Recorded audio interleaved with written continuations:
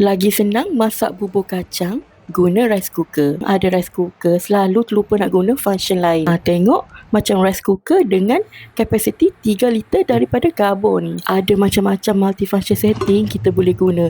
Yang pasti memudahkan kerja kat dapur. Bayangkan selama ni kalau buat bubur kacang hijau tu, berapa kali ulang ke dapur. Nak tengok kacang dah lembut ke tak, nak kena tambah air ke.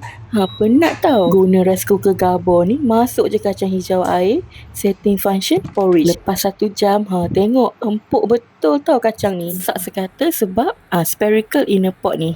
Lepas dah lembut tu boleh masukkan bahan-bahan lain. Kapasiti 3 liter ni sesuai untuk family 3 ke 4 orang. Guna je function quick cook untuk didihkan semula bubur tu. Kalau korang rasa nak gadget dapur, mudahkan kerja-kerja masak, bolehlah dapatkan rice cooker dari Gabor. Macam biasa, klik dekat beg kuning.